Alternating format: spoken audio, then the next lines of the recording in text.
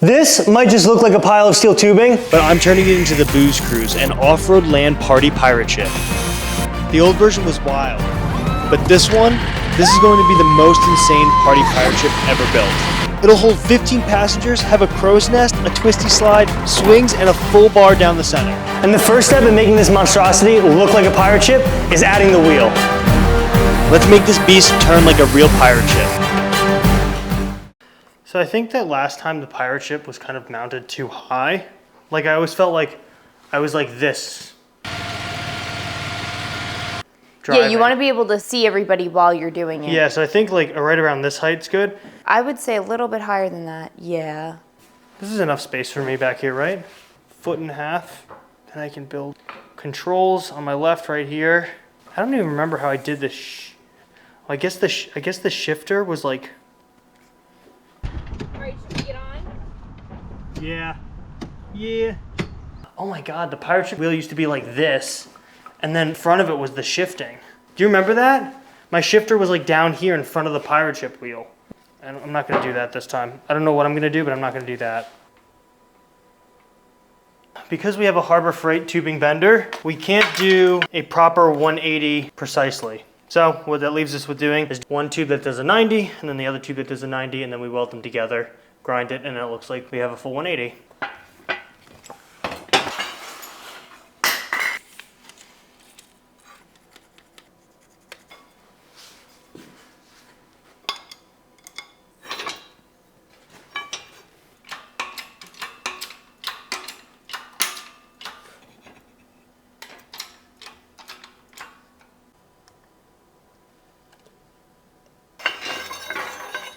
Now that is a nice 90-degree bend. Yeah, it looks 90 from here. Yeah. Yeah, that's like perfect. Even test it. Oh, I guess it's not 90. It's close, but it is off by a couple degrees.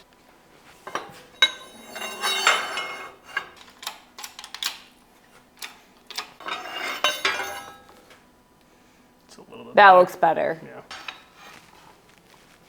There you go. Because we're going to chop this off anyway, like whatever's extra, and then make it so that they both perfectly match each other.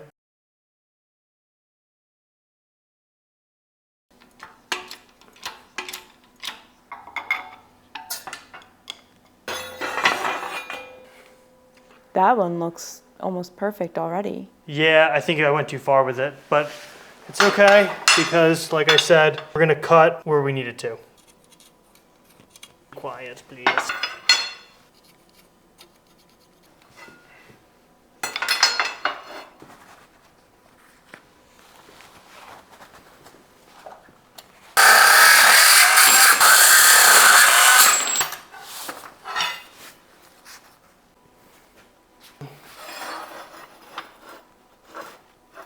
So I would like to use the fixture table to make this tube 90 to this tube. That way it looks really good. But it's giving us a gap here between the two pieces of tube. And when I bring it closer, it's pretty obvious that it's not a nice swooping 180. There's like a couple degrees missing from the circle there. But as I'm talking about it right now, put these here and here. Instead of mounting the bearing housing off of this, like underneath, I can just mount it in between these two tubes if I notch them. Oh, there you go. And then it'll look even actually more professional and like I planned it that way. So I'm taking the spline shaft and bearings from the old Booze Cruise steering system and reusing them in this because they're actually some pretty good quality parts for how cheap they are. You can get this whole kit on Amazon. It's a couple U-joints, bearings, and the spline shaft. The main thing I'm concerned about while I'm tearing this down is the bearings getting too hot. So the whole time I'm grinding or when I'm welding it, I'm making sure it doesn't get too warm, going over and dipping it in water or splashing water on it to try to keep it cool and not burning those bearings.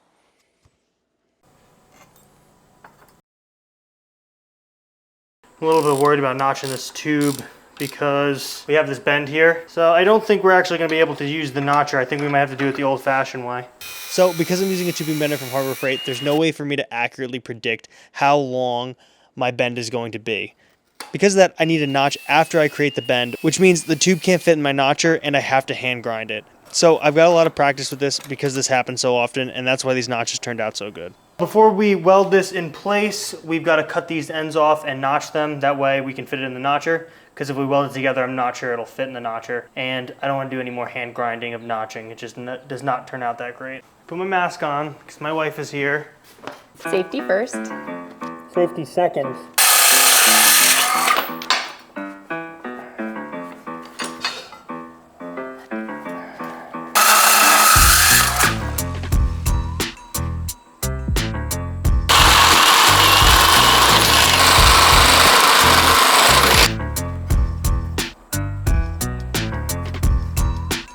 Pretty perfect.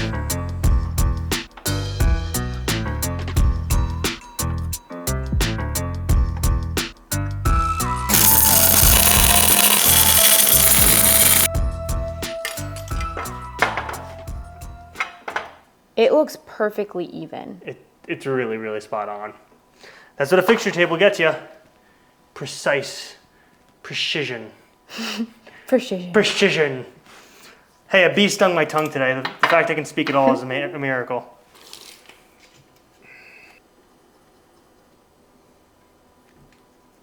I am so good at math. Especially when I use a calculator.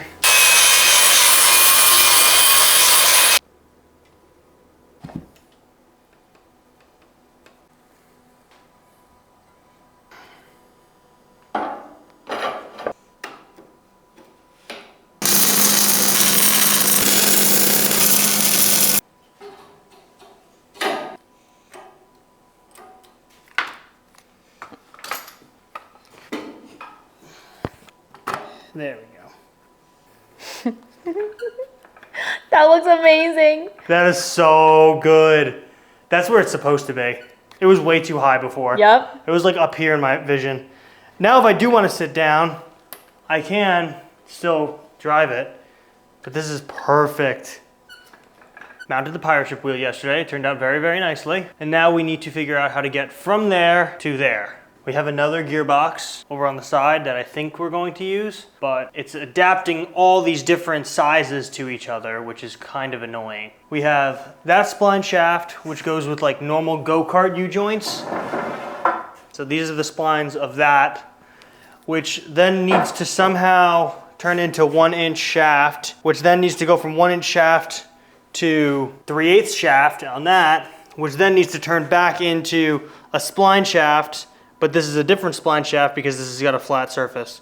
So I think there's going to be a lot of welding of pieces that are not meant to be welded because I do not have the machines required to make all these different fittings. Like the old one, we just stuck a shaft in here and then welded it up solid and hoped I never had to take it apart. And when I did, I just had to cut it. We need to locate the box in space.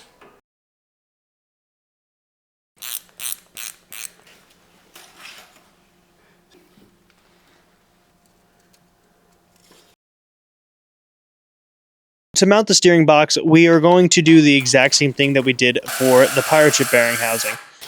We're going to have two tubes that come up on the left and right hand side. They're going to make nice 90-degree bends and weld on to the mount that I cut out with the plasma cutter. And that should perfectly locate it in space.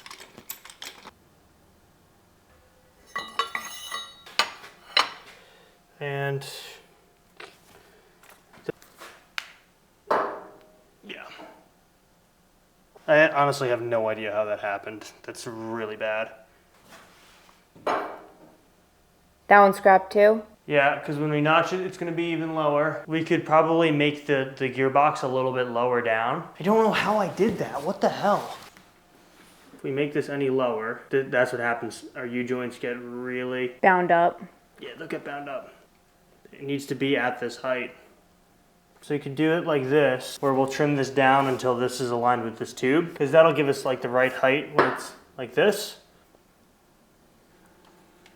Like I said earlier, it's really difficult to determine how much material is going to actually get taken up when using this bender. But luckily, because I'm pretty experienced with using this, I was able to use one of these pieces to make a mount for it. We're going to have to do some reinforcement later on, but for now, it will be perfect to locate this in space for us and allow us to keep moving on with the project.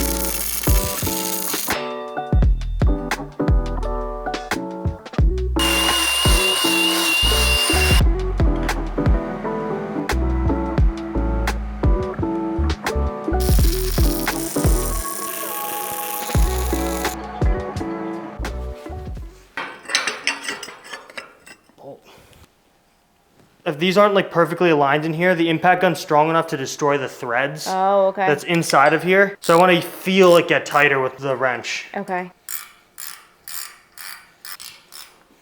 See? Exactly. That one wasn't threading in right. The trickiest part of building the steering setup was matching all the different input shafts. We're going from a go-kart U-joint with a 3/8 spline to a 40 horsepower 90-degree gearbox with an input shaft that's 1 inch in diameter.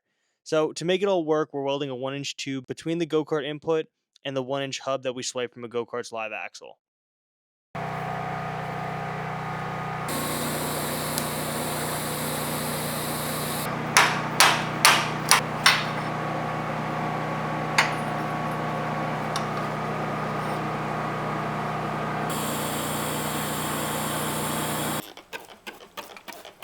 So this is the adapter we made. I think it turned out really nice.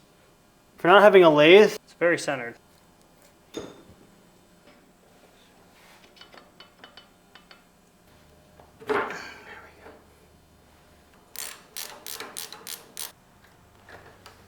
Oh my god. This angle is like, it's not too extreme, but you see how it goes boom, boom. You know what I mean? Like, it speeds up. Yeah. It's because they're on such a steep angle. I think it looks so good. Now we need to connect this to the input of this one. And unlike last time where we located this before we built this shaft, this time I'm gonna build the shaft and then based on where the shaft goes, I'll locate this piece. You have this from the old Booze Cruise. We don't want these U-joints to be on too extreme of angles because then they'll be binding. We can see when we spin that one, how it speeds up and slows down, speeds up and slows down, versus when it's perfectly straight, it's very linear, the motion.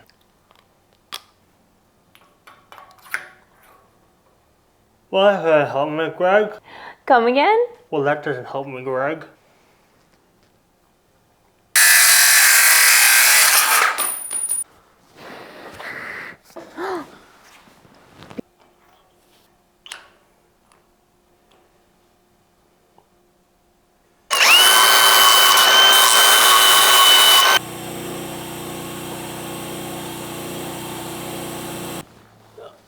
Who built this thing?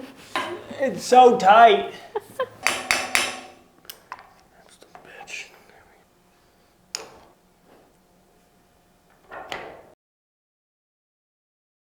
I cut these brackets out for the lower gearbox assembly on the CNC plasma table.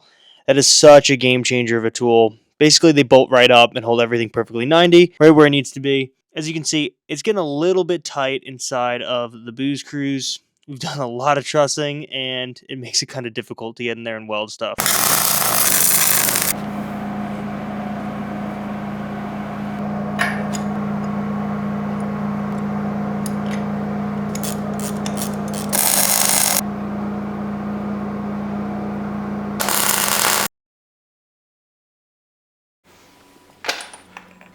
I got 2 parts from Amazon. One was a golf cart steering rack, and the other was supposed to be the corresponding cart's steering column.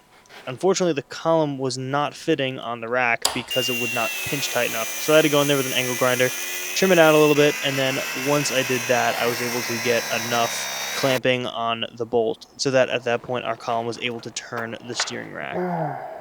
There you go. I think so.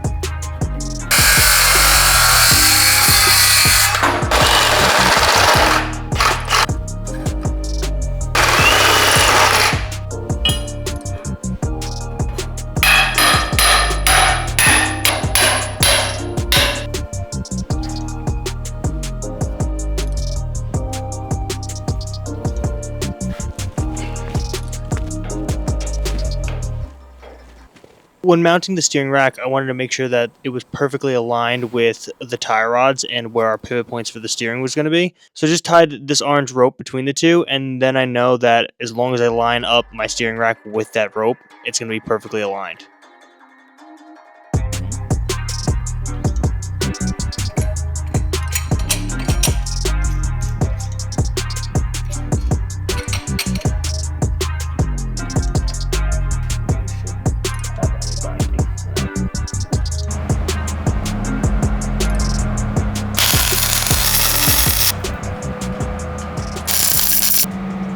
Now that the steering rack is mounted, we need to fix the bump steer issue. The rack is from a golf cart that's 27 inches wide, but the Booze Cruise is 8.5 feet wide. If we left the tie rods at 27 inches and ran them out to the wheels, the pivot points would be way off from the suspension A-arms, causing a crazy amount of bump steer. To fix it, I pulled the inner tie rods, welded a bolt to a tube that moves the pivot point in line with the suspension, and built custom tie rods with heim joints to the steering arms. Later, I'll add linear bearings for extra support on the 1-inch tube so we don't wreck the golf cart rack.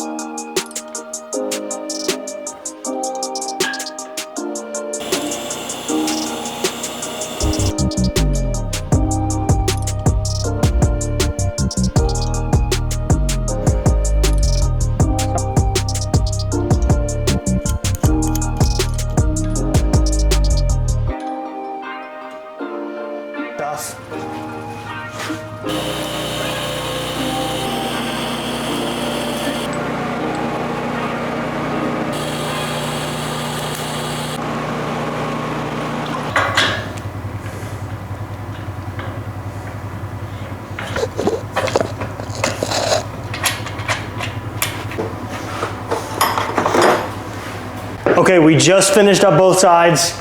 We have not yet seen it steer, so it's time for me to spin the wheel and see what happens. I'm a little nervous. Don't be nervous. This is going to be fantastic.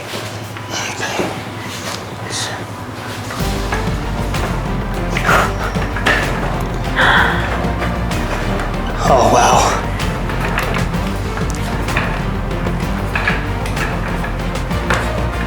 That needs serious support.